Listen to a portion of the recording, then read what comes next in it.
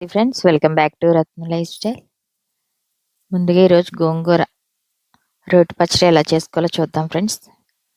చాలా బాగుంటుంది టేస్ట్. ఇది వేడివేడి అన్నంలో నెయ్యి వేసుకుని తింటే అదిరిపోతుంది. దానికి కావాల్సిన పదార్థాలు ఏంటో చూద్దాం. స్టవ్ మీద బాణీ పెట్టుకుని ఒక 2 స్పూన్ల ఆయిల్ వేసుకున్నాం. ఆయిల్ బాగా కాగిన తర్వాత గోంగూర ఇలా క్లీన్ చేసి పెట్టుకోవాలి, శుభ్రంగా కడిగేసుకుని. ఆయిల్ బాగా కాగిన తర్వాత వెల్లుల్లి రెబ్బలు వేసుకుని వేయించుకోవాలి.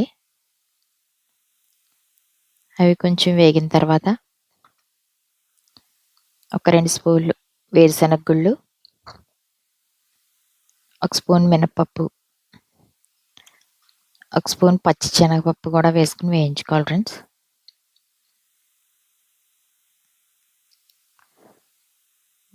శనగపప్పు, మినపప్పు, పచ్చిమిరపకాయలే కానీ పండిపోయిన పచ్చిమిరపకాయలు వేసుకుంటే బాగుంటుందని వేసాను. 1 స్పూన్ జీలకర్ర, ఇవన్నీ వేసుకుని దోరగా వేయించుకోవాలి.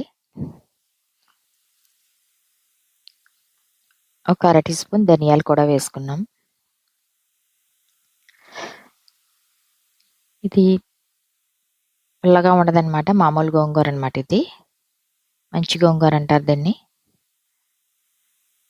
పోపులన్నీ దోరగా వేగిపోయిన తర్వాత తీసేసి పక్కన పెట్టుకుని, మనం క్లీన్ చేసి పక్కన పెట్టుకున్న గోంగూరను కూడా దాంట్లో వేయించుకోవాలి ఒక 10 నిమిషాలు.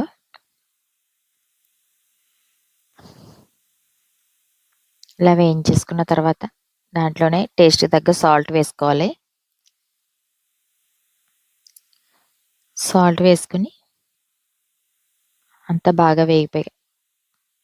అంతా ఇలా బాగా వేగిపోయిన తర్వాత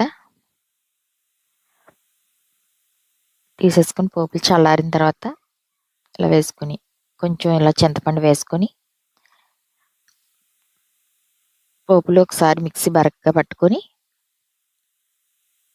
వేయించుకున్న గోంగూర కూడా దాంట్లో వేసేసుకొని మిక్సీ పట్టుకోవాలి.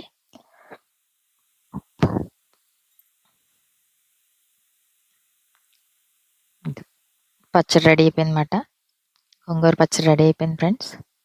ఇలా మిక్సీ పట్టేసుకుని